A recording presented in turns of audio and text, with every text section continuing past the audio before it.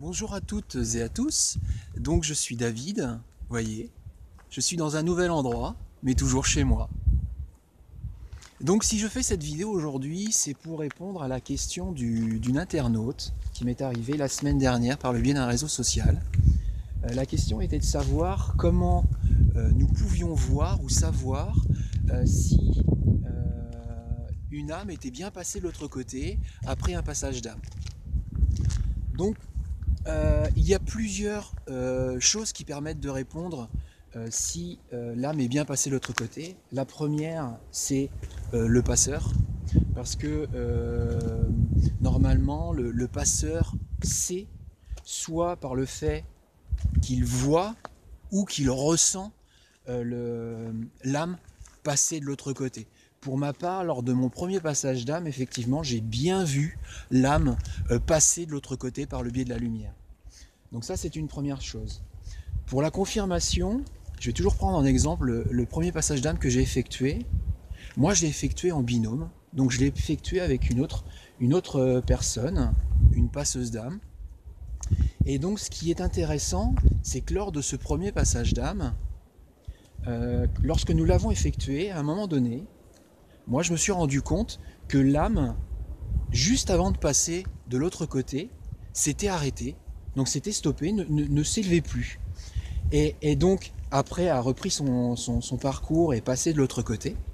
Et après le passage d'âme, donc je me mets à en parler donc avec cette médium, et elle me dit qu'elle avait vu exactement la même chose, en fait que nous avions vu tous les deux, au même moment, cette âme s'arrêter et se stopper.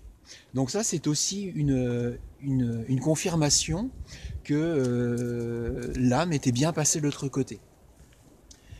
Autre élément, et là il est purement physique, c'est-à-dire que si vous faites appel à un passeur ou une passeuse, c'est qu'en vous, autour de vous, il y a des symptômes qui vous font penser qu'il y a une âme, un défunt, qui est autour de vous. Soit dans votre foyer, soit auprès d'un de vos enfants ou d'un parent, je ne sais pas. Mais en tout cas, il y a des symptômes qui vous font soit voir, entendre ou ressentir ces âmes-là. Donc vous faites appel à un passeur. Si le passage d'âme est bien fait, tous ces symptômes, une fois l'âme de l'autre côté, vont disparaître. Avec en fait cette âme qui s'élève. Je vais toujours prendre l'exemple du premier passage que j'ai effectué. Les symptômes pour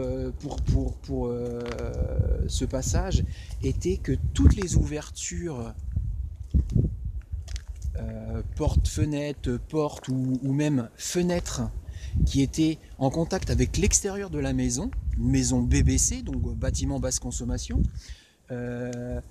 avaient une flaque d'eau au pied de chacune de ces ouvertures-là.